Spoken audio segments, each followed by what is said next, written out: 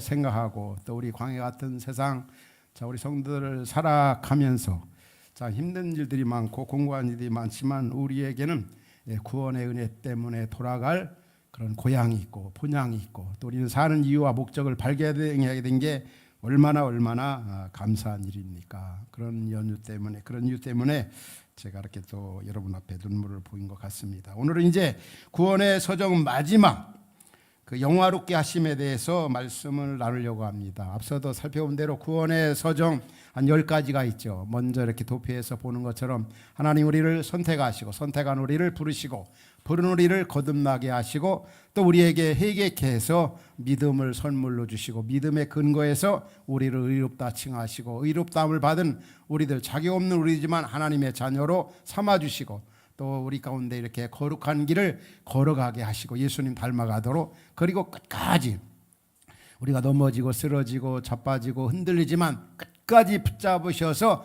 완전하게 영화롭게 확실하게 분명하게 만들어 가지고 이제 부활의 주님 품에 안기게 하신다는 겁니다. 그 영화롭고 아름다운 그 나라, 눈물과 고통과 아픔이 없는 그 아름다운 나라, 이렇게 우리를 완전하게 만들어서 그 나라 백성으로 삼으신다는 것이 얼마나 참 기쁘고 즐거운 일입니까?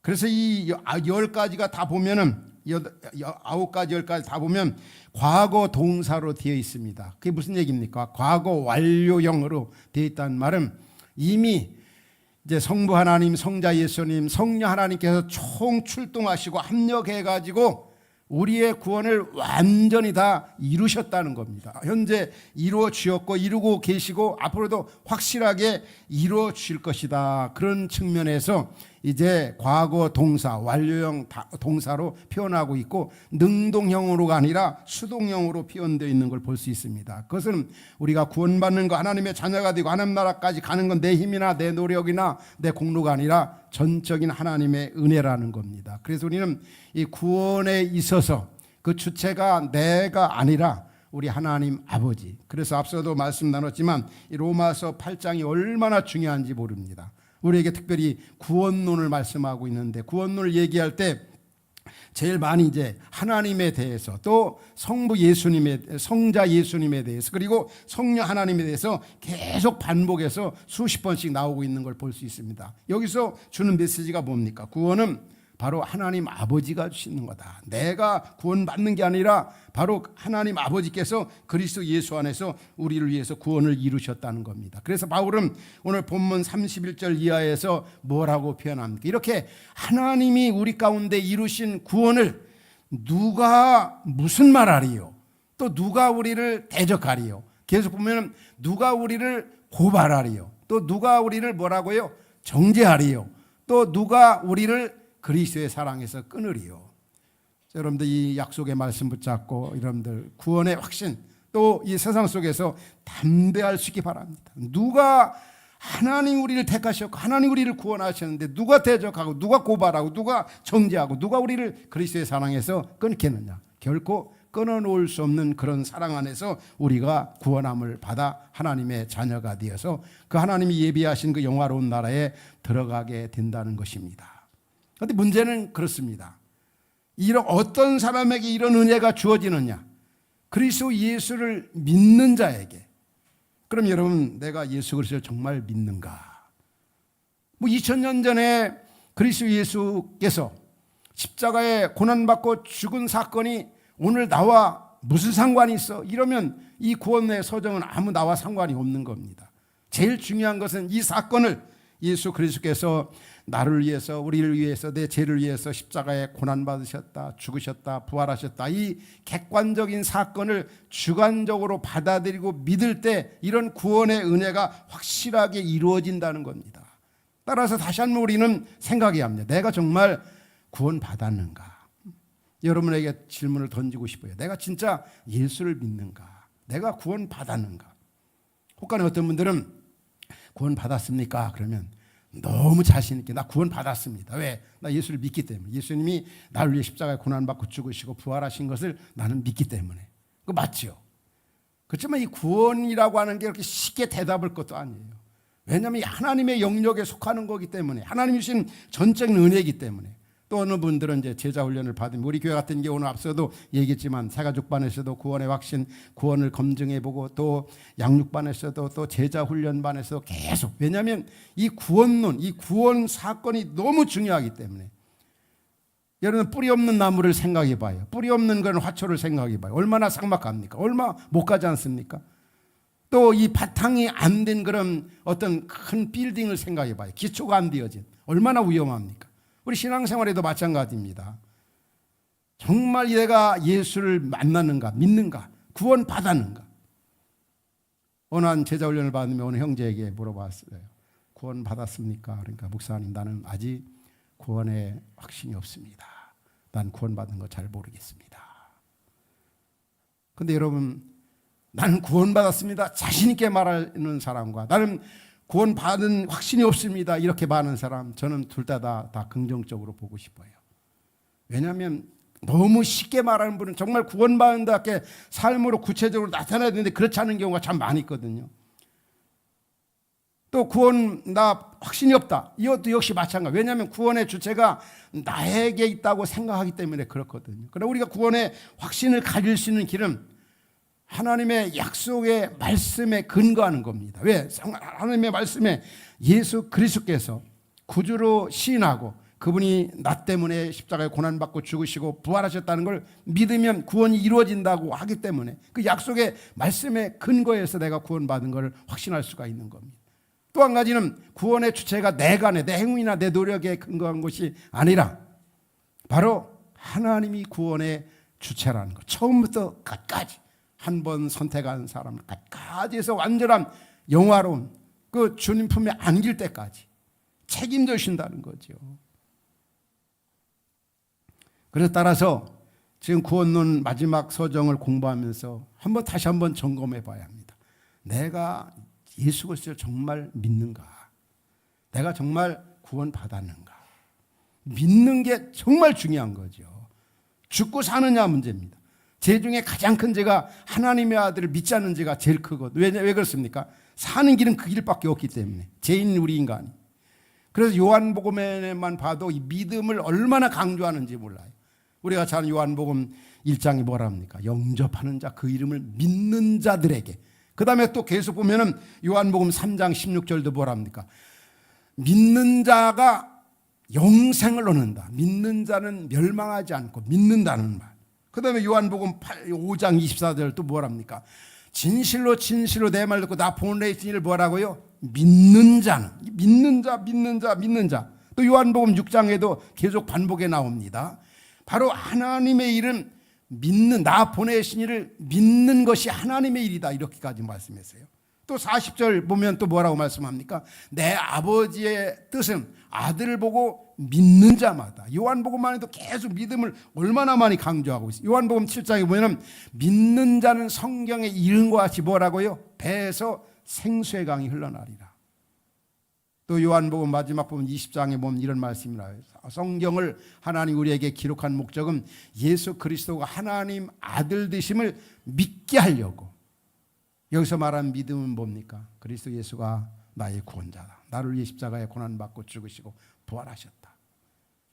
우리 이사야 선지자는 예수님 태어나기 전 750년 전에 벌써 예수님이 십자가에 고난받은 것은 그가 찔림은 우리의 허물 때문이다. 그가 상함은 우리의 죄악 때문이다.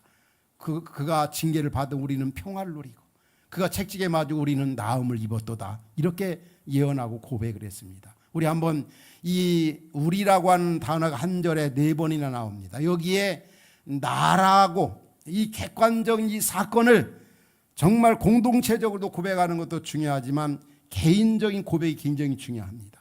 예수님의 찔림, 예수님의 상함, 예수님의 그 징계, 예수님이 그 책찍 맞으신 이유는 바로 나 때문이다. 그 나라는 단어를 우리라는 그 앞에 나라는 말을 넣어가지고 한번 우리 하나님 앞에 이렇게 고백하도록 하겠습니다. 시작.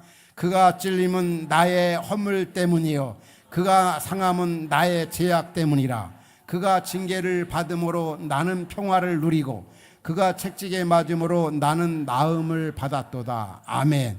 여러분 그렇게 믿습니까? 그렇게 믿어질 때 구원이 이루어지고 그 구원 끝까지 우리 하나님 아버지께서 책임져 주신다고 하는 사실을 우리에게 말씀해 주고 있는 겁니다. 그래서 우리가 이 구원의 확신과 감격을 가지고 믿음 생활하는 거 정말 중요합니다. 이제 오늘 마지막 부분에 영화에 대해서 잠시 생각해 보려고 합니다. 하나님이 우리를 마지막에 영화롭게 하셨다. 영화롭게 하셨다. 이 말은 바로 우리를 아주 빛나게, 존귀하게, 명예롭게, 완전하게, 빛나게 만들어 가지고 하나님 나라 천국으로 우리를 인도하신다는 겁니다. 그러니까 여러분, 우리가 흔히 생각하면 천국은 누가 가는가 하면은 어떤 분들은 죄인이 가는 곳이다, 의인이 가는 곳이다. 그러나 어떤 말이 맞을 것 같습니까? 정확한 표현은 회개한 죄인이 가는 곳이다. 예수를 믿음으로 의롭다함을 받은 사람이 천국에 가는 곳이다. 천국에 간다. 다시 말하면 거기는 죄가 있는 곳이 아닙니다.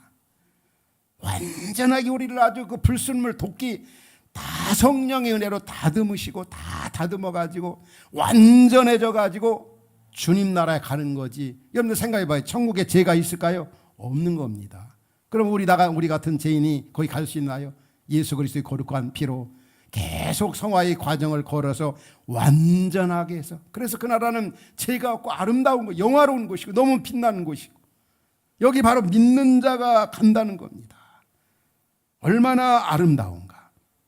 우리 성경에 보면은 요즘에 계속 창세기에서 야곱에 대해서 우리 큐티하지 않습니까? 그리고 야곱 다음에 요즘은 이제 지난주부터 요셉에 대해서 우리 큐티합니다.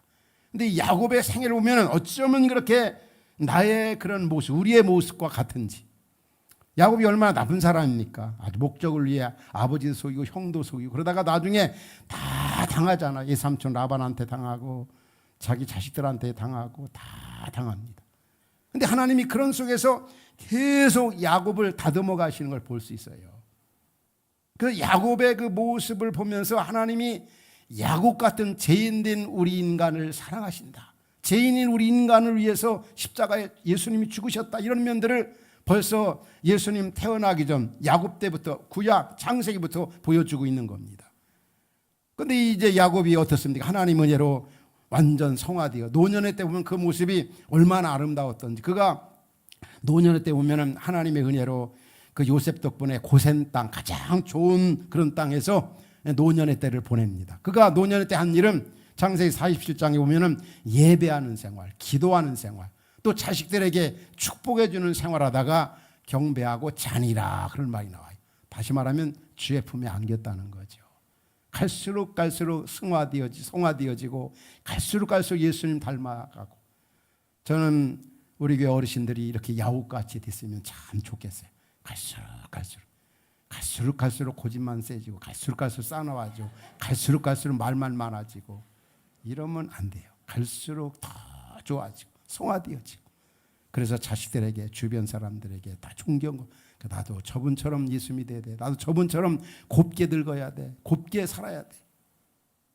근데 요셉을 보면은 참 그 예수님의 모습, 그 당시에 요셉의 생애를 보면은 성경학자들은 예수님 닮은 모습이 한 26가지 이상 된다고 얘기합니다. 그만큼 예수님을, 벌써 요셉이 예수님의 모형이라고 표현하는데, 예수님의 그 모습을 바로 하나님께서 요셉을 통해 수천 년 전에 보여주신 겁니다. 앞으로 이 땅에 오실 예수 그리스도는 이런 분이시다.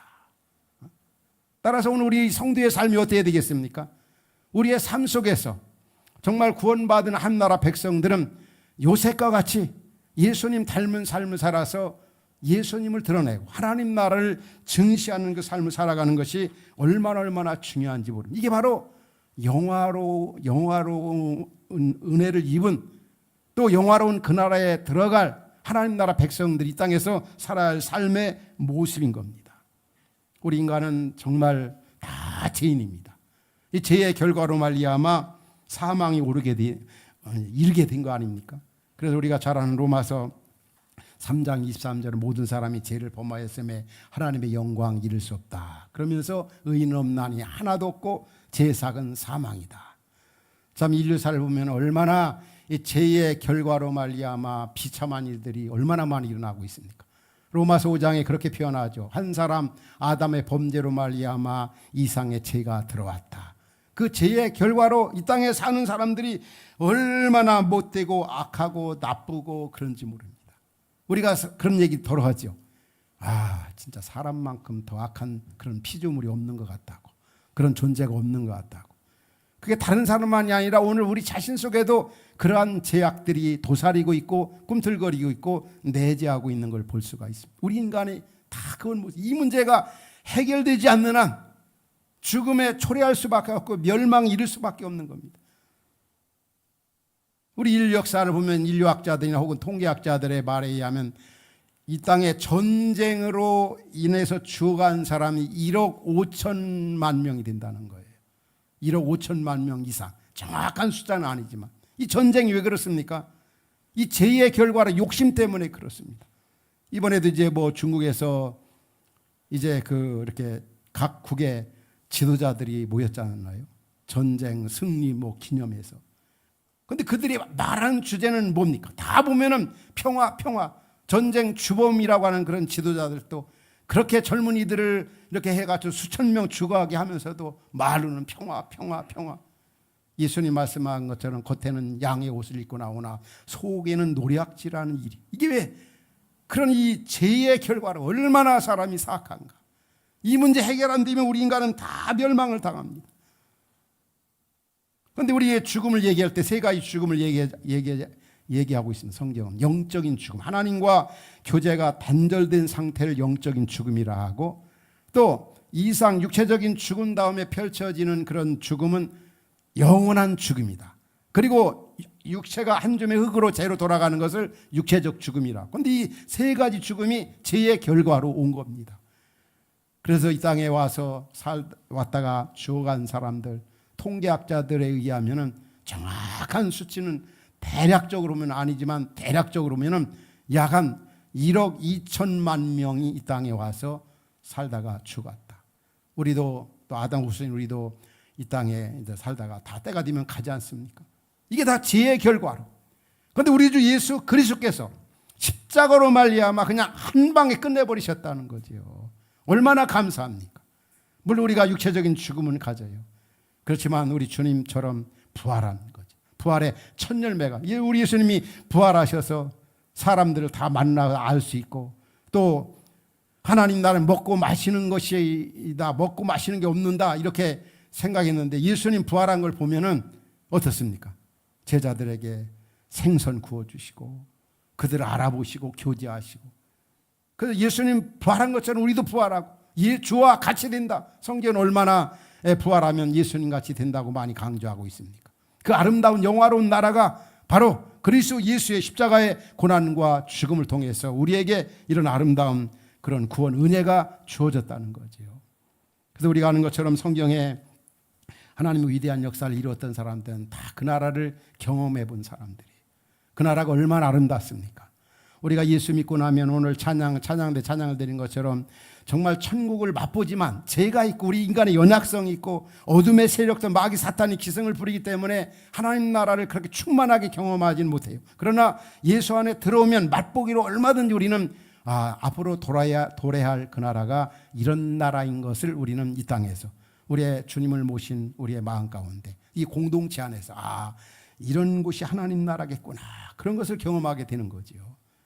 그래서 이 땅에서 그런 나라를 경험했던 사람들이 나오잖아요. 그 나라가 어떤 나라입니까? 먼저 요한계시록 21장에 보면 이런 말씀이 나와요. 그 나라가 어떤 곳이라고 있습니까? 우리 한번 우리가 가야 할, 구원받은 자가 가야 할 그 나라가 어떤 곳인가를 한번 성경 읽어가면서 여러분들 마음에 이렇게 두시기 바랍니다. 같이 읽겠습니다. 시작. 또 내가 새하늘과 새 땅을 보니 처음과 처음 땅이 없어졌고 바다도 다시 있지 않더라. 또 내가 봄에 거룩한 성 새 예루살렘이 하나님께로부터 하늘에 내려오니 그 준비한 것이 신부가 남편을 위하여 단정한 것 같더라. 계속 내가 들으니 보좌에서 큰 음성이 나서 이르되 보라, 하나님의 장막이 사람들과 함께 있음에 하나님이 그들과 함께 계시리니 그들은 하나님의 백성이 되고 하나님은 친히 그들과 함께 계셔서 모든 눈물을 그 눈에서 닦아주리니 다시는 사망이 없고 애통하는 것이나 곡하는 것이나 아픈 것이 다시 있지 아니하니니 처음 것들이 다 지나갔습니다. 이 나라가 우리 믿는 자에게 기다리고 있습니다. 여러분 그렇게 믿습니까? 그리스도 예수 안에서 이렇게 아름다운 영화로운 곳, 바로 그 나라가 우리 앞에 있다는 거죠. 다시 요한계시 22장에 보면 또 그 나라가 어떤 곳인가를 말씀해 주고 있어요. 이것도 역시 한번 같이 똑같이 읽겠습니다. 시작. 그가 수정같이 맑은 생명수의 강을 내게 보이니 하나님과 및 어린 양의 보좌로부터 나와서 길 가운데로 흐르더라. 강 좌우에 생명나무가 있어 12가지 열매를 맺되 달마다 그 열매를 맺고 그 나무 잎사귀들은 만국을 치료하기 위하여 있더라. 다시 저주가 없으며 하나님과 그 어린 양의 보좌가 그 가운데 있으리니 그의 종들이 그를 섬기며 그의 얼굴을 볼 터이요 그의 이름도 그들의 이마에 있으리라. 다시 밤이 없겠고 등불과 햇빛이 쓸데가 없으니 이는 주 하나님이 그들에게 비치심이라. 그들이 세세토록 왕노하리로다. 아멘. 그 아름다운 나라 그리스도 예수 안에서 우리에게 선물로 주어졌다고 하는 이 사실이 얼마나 귀한 사실이고 얼마나 아름답고 복된 그런 말씀입니까? 이 아름다운 나라, 이 나라를 맛보기로 경험한 사람 중에 우리 바울 같은 경우도 셋째 하늘을 그가 경험을 했어요. 셋째 하늘. 다메섹 도상으로 가는 도중에 그 나라를 경험했는지, 그렇지 않으면 이방 선교를 위해서 아라비아 사막에 있을 때 그 나라를 우리 하나님 아버지께서 바울에게 보여주시는지 모르지만 그 나라를 경험하고 나서 바울은 늘 복음을 전하면서도 빨리 그 나라 가고 싶었던 거죠. 그렇게 아름다운 나라라는 겁니다. 그 영화로운 나라. 예수님의 세 제자들, 그 대표가 12명 중에 베드로, 요한, 야고보입니다. 그런데 다른 제 9제자는 산 아래 남겨놓고 세 제자만 변화산에 올라가서 그 나라를 보여줬습니다. 그러니까 그 나라를 보고 나니까 그 베드로, 요한, 야고보가 뭐라고 말합니까? 예수님, 나 집에 내려가기 싫어요. 물론 그들도 아내가 있고 또 부모님 있고 자식들도 있었을 거예요. 친구들도 있었고. 그런데 그 나라를 경험하고 나니까 집에 가고 싶지 않고 세상 내려가고 싶지 않은 거예요. 그런데 예수님은 그들의 요구를 거절하시고 산 아래로 내려오셨습니다. 왜 그랬을까요? 그 나라를 보여주신 이유는 바로 이 땅에 살아가면서 그 나라 증대와 그 나라 선포와 그 나라를 위해 살라고 그들에게 천국을 보여주시고 그들을 산 아래로 다시 데리고 내려오신 겁니다. 여기에서 우리에게 주는 메시지가 뭡니까? 한번 따라합시다. 구원에는 사명이 있다. 사명 감당하라고 하나님 우리를 먼저 구원하시고 그 아름다운 은혜들을 주셨다는 사실을 잊지 말아야 합니다. 저는 요즘에 많은 시간 속에서 참 이렇게 여러분들 앞에 이런 표현하기가 부끄럽습니다만 참 눈물로 시간들을 많이 이렇게 보내고 있습니다. 물론 눈물엔 여러 가지 있죠. 우리 자신의 감정을 가장 선의로 이끄는 하나의 수단 중에 하나가 바로 눈물이지. 뭐 회개의 눈물도 있고 이별의 눈물도 있고 또 사명적인 어떤 눈물도 있지만 저의 눈물은 먼저는 참 주께서 이렇게 구원해 주신 그 은혜 때문에 너무 감사하고 또 지나온 38년간의 그 사역을 이렇게 돌아오면은 얼마나 그 하나님께서 참 한없이 부족하고 나약하고 연약하고 죄인인 저 같은 사람에게 여러분 같은 귀한 그 장로님들, 우리 가정교회 사역자들, 귀한 분들 만나서 엄청난 일을 하신 것을 생각하면은 정말 저는 하나님 앞에 그 감사의 눈물 흘리지 아니할 수가 없는 것 같아요. 제가 전에 이제 노출을 꺼이지 않는 공동체, 이제 우리 주보 칼럼에 실었던 내용들이 대부분이고 또 제가 이제 이렇게 지나온 그 발자취를 돌아오면서 하나님 역사하셨던 것을 기록하면서 신의 원한 숙소에서 얼마나 그 책을 쓰고 편집하면서 많이 울었는지 모릅니다. 요즘에 제 심정이 그렇습니다. 우리 김영환 강사님이 지금 38년 우리 발자취 뭐 영상 하나님 하신 일대로 우리 성도들과 함께 나누고 싶어서 지금 이렇게 편집 중에 있는데 우리 배용호 지사님 또 저나 또 아내가 역사를 너무 잘 아니까 그런 걸 해서 하는데 참 이 하나님이 우리 교회를 통해서 하신 일 구원해 주시고 또 우리 성도들 만나서 한 일을 이렇게 생각해 보면은 참 감사의 눈물 흘리지 아니할 수가 없더라고요. 뭐 저는 여러분들에게 자주 얘기했지만 7살에 이렇게 아버지 이렇게 하나님 앞에 간 이후에 저는 이 집안 식구들 홀로 계신 어머니 보면서 나 공부 좀 열심히 해가지고 집안 식구들 내가 형제들 어린 나이부터 책임져야 되겠다. 사실 이제 여기 계신 어르신들 그렇죠. 50년대 6.25 이후에 60년대 얼마나 참 다들 그 시대는 어렵게 살았잖아요. 그래서 나는 열심히 공부해서 부자가 돼가지고 이렇게 다 집안 책임져야 되겠다. 그게 어린 시절에 저희 어린 시절의 소원이었습니다. 그러나 중학교 시절에 주님 만나고 나니까 정말 나 그분을 위해 살고 싶다. 구원해 주신 그분의 생을 걸고 싶다.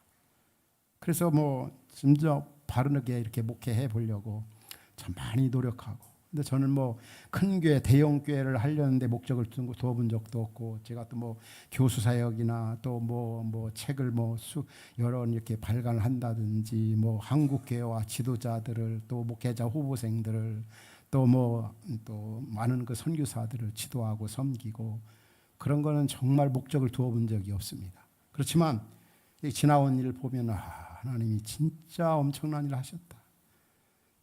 정말 귀한 일을 하셨다. 그러면서 제 마음 가운데 참 마음에 다져지는 것이 있습니다. 어떻게 하면 좀 나를 구원하시고 나를 이렇게 나 같은 것이 이렇게 영화롭게 높이신 거란 하나님께 어떻게 하면 좀 그분을 좀 기쁘시게 해드릴 수 있을까? 그분의 소원을 좀 어떻게 하면 좀 이루어 드릴 수 있을까? 그분을 어떻게 하면 좀 영화롭게 할까?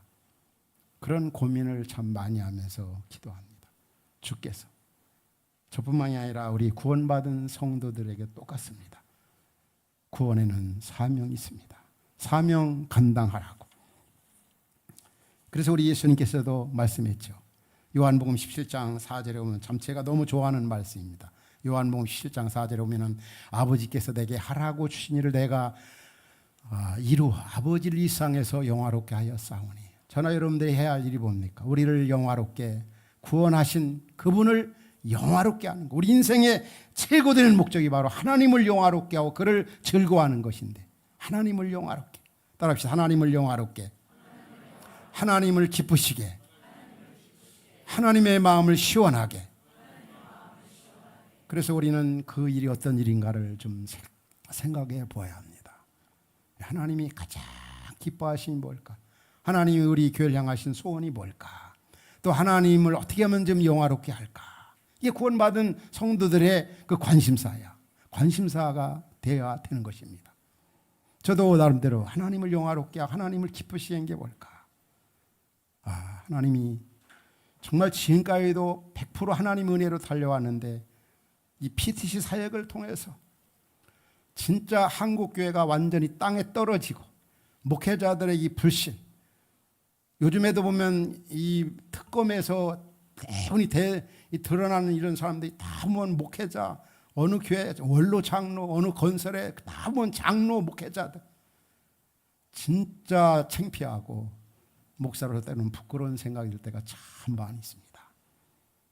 완전히 어떤 신뢰도가 바닥난 그런 이 시대 속에서 세상 속에 영향력을 주도록 목회자분들이 딴짓 좀 하지 아니하고 정말 좋은 지도자를 잘 훈련하고 세우고 도와서 건강한 교회를 만들어서 또 건강한 교회, 그 성도들이 세상 속에서 세상의 피를 채워주는 그런 역할, 그런 일이 시대 속에서 얼마나 중요한가. 그래서 저는 그런 생각을 참 많이 이 일을 하나님 주신 은혜대로 정말 해야 돼요. 이 땅에서 주님이 기뻐하시는 그런 교회, 그 이 땅에 하나님 나라가 이렇게 더 이루어지고 편만하게 펼쳐지도록. 우리 교회적으로는 어떤 일입니까? 우리 주님의 그 관심은 보면 항상 약한 사람들, 힘든 사람들, 어려운 사람들, 가난한 사람들, 그게 바로 주님 기쁘시게 하는 일이지 않겠습니까? 우리 주변에도 보면 그런 분들이 많이 있습니다. 더 이웃을 위해서, 더 약한 사람, 힘든 사람들을 위해서 더 살아야 되겠다. 또 교회적으로는 지금 여러분들이 아는 것처럼 전환기를 맞이했습니다. 하나님 우리에게 주신 비전이 있습니다. 우리 교회를 향하신 뜻이 있습니다. 저는 앞서도 얘기했지만 이곳으로 제가 온 이유는 어떻든 대형 교회를 두고 이곳으로 온 이유는 큰 교회 만들려고 온 것이 아니고 작더라도 세상 속에서 원하는 그런 교회, 영향력을 주는 그런 교회를 여러분과 만들고 싶어서 이곳에 왔습니다. 또 하나 교회도 필요할 수 있겠지만 한 굴터기와 같은 이 시대, 정말 주님 오실 날이 가까운 시대 속에서 남은 자 같은 그런 교회, 우리 흩어진 교회가 남은 자로서 사명을 감당하는 교회가 되기 위해서 이곳에 여러분과 함께 왔습니다. 하나님의 은혜로 참 얼마나 아름답게 이루어주셨습니까? 그래서 이런 시기 속에서 이제 후임자가 이렇게 정해졌습니다. 정말 어떻게 후임자인 유 목사님을 잘 협력하면서 이렇게 함께 위대한 그런 공동체를 만들어 갈 것인가. 저 자신도 이제 정년 퇴임은 하지만은 뒤에서 옆에서 또 유 목사님이 목회 사역을 우리에게 주신 비전을 잘 이뤄가도록 힘있게 돕는 그런 일. 그럴 때 좋은 교회, 더 아름다운 교회, 시대 속에서 사명을 감당할 수 있는 교회가 될 수 있는 것입니다. 정말 주님을 기쁘시게 하는 교회, 주님의 이름을 영화롭게 하는 그런 교회, 주님의 마음을 시원하게 해드리는 그런 일들이 어떤 것일까? 이 사명을 잘 감당하는 바로 이 구원의 사명이 있다는 이 사실을 잊지 말아야 합니다.